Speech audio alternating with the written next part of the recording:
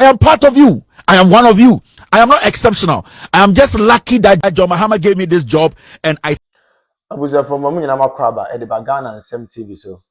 But omo dey so be like video, no be subscribe to the channel, no what turn on notifications. Say be next time. Videos of this nature eba also sabit makabina so watch the comment section ho. Maybe whom be from Mr. President Amejo so TikTok or comment section ho. By be whom be from Mr. President Amejo so. Ko yin na dream say that chi bia no e betim the new patriotic party aba power. Na ya bana Ghana fo nyina ho ato ko amamo we dey. The need to Sudan say man we need that chi bia. Na the bia me ka sem bi say amanyasom ne ye no. So wa mo ni anda ho a ho be chiro pa. The moment I be hold the public office, and they say who say you own it a responsibility. I mean a sole responsibility to serve the ordinary Ghanaian. But I think say I do retirement. Nkofo bebree if you say a public office no more hold it. As a result of that, it is their sole responsibility to impact and improve lives of people. They have forgotten about that. Abushami chankra, momi enko. Yenko ko video bi mra. Na video no we are going to take our time and digest the issues out of the perspective of the ordinary guy, not the perspective of Mr. President. I am part of you. I am one of you. I am not exceptional. I am just lucky that Prez.Mahama gave me this job and I sacrificed to make sure we are here today. I am part of you. I am one of you. I am not exceptional. I am just lucky that Prez.Mahama gave me this job and I sacrificed to make sure we are here today. According to video we aye Kevin Taylor account video ni mo say otise wo otise me na ye President Prez.Mahama na ama na adwuma na oye according to video no aninti no MPP for ni binom afa kase na that means atemdidie na eye Kevin Taylor edididi otumfo atemdidie a Kevin Taylor edididi eye na Kufuado atemdidie a Kevin Taylor edididi eye Dr. Mahmoud Bawumia eni Samira eni Ghana for impanyimfo ni bi no sa atemdidie na that means eye President Prez.Mahama no share akiri. Okay, no problem. Obi a oni mi nyansa bia be hu ni say video we ye editing video. Let us be honest. Obi a ni say Kevin Taylor kasa the favor of NDC. Ba wo gina sa video we so. Na wo kasa sa video we Kevin Taylor no kan ya. Wo mental problem.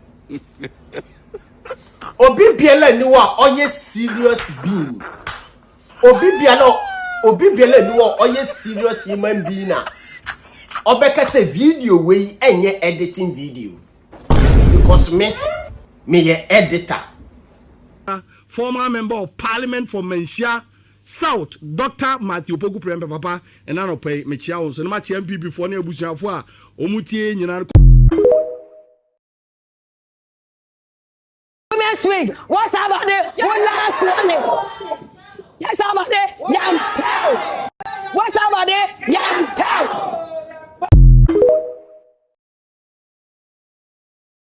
Akobo yanum. Ena eye mami Georgina Wood a media mami no. Oyo bi a me penasem. Na mbom eyade a emfi mitirimu da.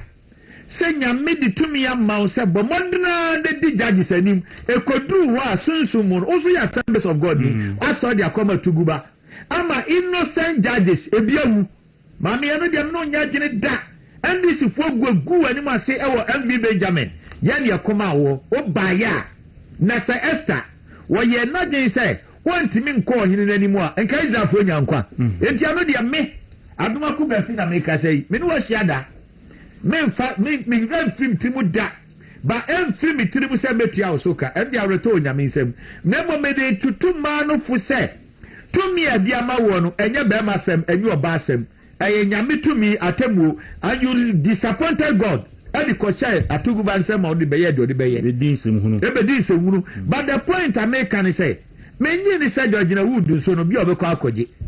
So obeje di ebe mwanwa. Bani mi ebo ade odi ne ho ni. Maame no so kra menyi ni so obekọ biem. Aden onko awadi chief justice. Once akọ council of state 2 times 8 years. Dabi baby adre trasene ho nananom.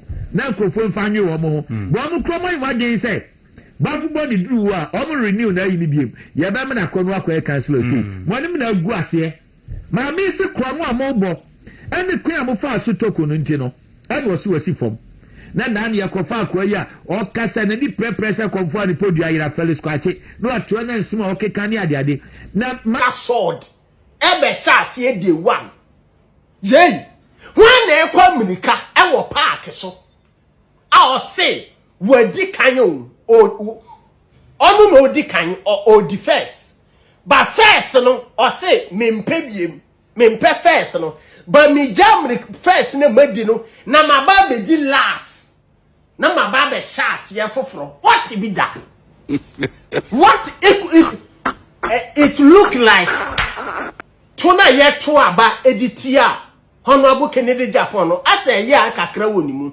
eni nti na o de kasa no because say ya any honorable Kennedy Japan mu a like the fact and the truth say honorable Kennedy Japan e catch the NDC government and say Ghana for na jide wo mu it make sure say what commission sa hospital ne dia masante for and Ghana for at that moment I will bet now my MPP e beba be demonstration the same e dey tie when this government wo fail because adwuma go de da sesa we ye enti honorable Kennedy Japan be ka say NDC MPP for wa buy mu 8 years one one commission enti obi aba 1.5 years ye nja wo mu eni nti na Ghana gina so to aba di MPP so that is your responsibility as NDC to commission the hospital for Ashanti region for Ashanti people any Ghana for masa only a hospital, on be a hospital, no.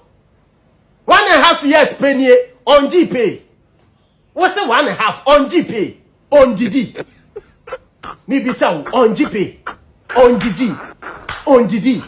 Sikaben or Tammy, yes, or the Quack was starting 24 hours economy marketing. Sikaben or Tammy.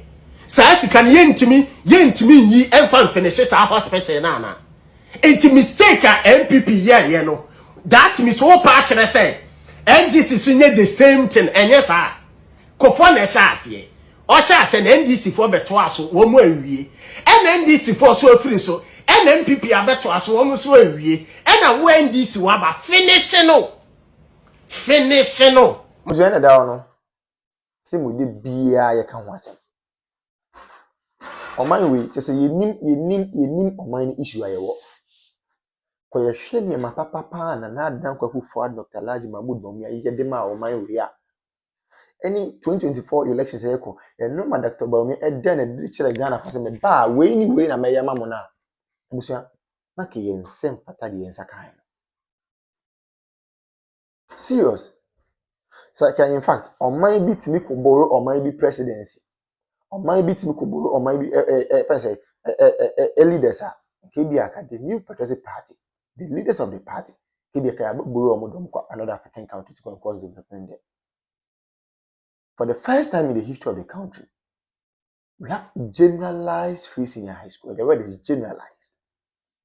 For the first time in the history of the country, we have active drone delivery systems.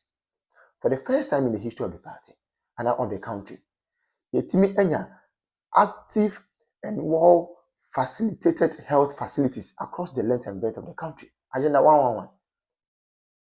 We may say impoyen because the agenda na person here number of hospitals and PCs ye because of time. But those ones it me go and see how they have been operationalized. And then me look at say we have some of the hospitals in fact equipping hospitals not all right but because of political tantrums and political gains me look at say here hospitals and they go sana no me say it is a Kenyan who say na no me nyina be ya. This is kind of was I to me say, oh, I mean, say almost same people for. Name my comfort ma sacrifice discard to what they are hospitals. Na most of me are comfort. A comfort ma facilitate me on be fund free seniors most of me are comfort. You see any Ghana for debut.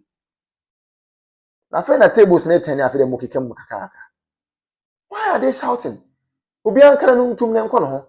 Asofo no mo nko ma ntu with the greatest of respect. Omo nko ma ntu ne nko nyina ye ho. Chief imam for nko ma ntu ne nko nyina ye ho. Politicians nko ma ntu ne nko nyina ye ho. Market women omo nko ma ntu ne nko nyina ho. Obi ankara no ntu ne nko nyina ye ho. 2020 do they will know the way forward. Yeti kroma obi so ono ba ono the credit scoring system be ba mo so open konketenkete. Nanze bibini na nkasa de se bi ye bibia yanketenkete ya adwen yanketenkete ye bibia ye bia invest square ye yanketenkete. We want everything in pieces. We don't want everything in bulk. Adi asem kra ni. Obi ma credit scoring system also open konketenkete. Obi introducing electric or electronic bus systems, you know, most of them konketenkete. Is any one there? You people chose policy, you people chose music over policy. Then you tell me ho papa and I feel them watch them. Me na wo ne wo sia chem say bi me na me go catch you Rajon Dramani ma say all members come to one. Ye wa ha. Digitalization ye start say ye mo say daddy. Digitalization and to kinki. Nti mo pe kinki sika. Nti amamu papa na ba mo ma mo kinki amamu ade na mo kam. Ye wo krom ha ya. E dey Rajon Dramani mama ko gina efese enkanfo mu gafo nka chom say oh gafo dey oh na mo dey onye kinki na mo hia digitalization bia e na gafo say okay nye beto aba na ma boom mo to aba ma kinki government a etimi Say die ko ye kra de menu now to me who letter bi a yoko for tro ye eba council of state member voter region na me say films Remona Chapa ya happiness say where ye can say Israel train but the issue is true. Okwe any letter now was say council of state member no ye former staff emanam one which is never true. Onya juma order and onya juma order amanam one for the first time nam one I post. Oh yes, nam one I post. Yeah, no catch you say dependent boy. Or sister asem na listen for the first time. Nam one and kwa pe baby akwakoda and nam one. Yes. Not just say was in ukra during say state institution we intelligence institution. Who need intel? Yaka bro. Problem ni nyina ne say economy no kwa na eboa problem ni nyina ne say papa or council of state member or company to good a year before grab good board beba no to me create good board alliances no to me to good to me to good etimi good kwa manone anoni adwuma ko bia kwa pam say me supply good between June 2025 to June 2026 within 4 or 5 months but me supply good no over 75%. Omo koso na se maintain ho ase ba wone nipa no ni business ena nipa na fa case di abra wu yoko se osusi se nipa na sisi no yoko we invite directors and managers of the company mo buy who take omo statement ama o grant omo bi omo koi wako court yoko na court o court no court will really dey tiawo say this is a civil matter. This is not a criminal because Yoko is a state institution. And you fight for the state and not individual. And this is a civil matter. Already know what's what fizzy on my account without authorization. And I say order from court. And as High Court really say the unique case. What ferry akona koda afi the old fediana afi the was by I say any mokra mweda mempemubium adwuma wura nankasa na mepenache no. We invite and our my no issue document say we a fugitive. Journey. Thank you. Personal attack as if say your office one and you sue any personal agenda. And you're so sad. No, Raymond Wankasa, me Martin Yamabemi and Sabia. I don't want to talk about. No, me see the member who know what the very soon who recordings a BP. Very soon who recordings are a BP. And this state institution, sir. Oh, on Sano Huno, no crash, I'm sorry, I'm for NNC for my Agyeta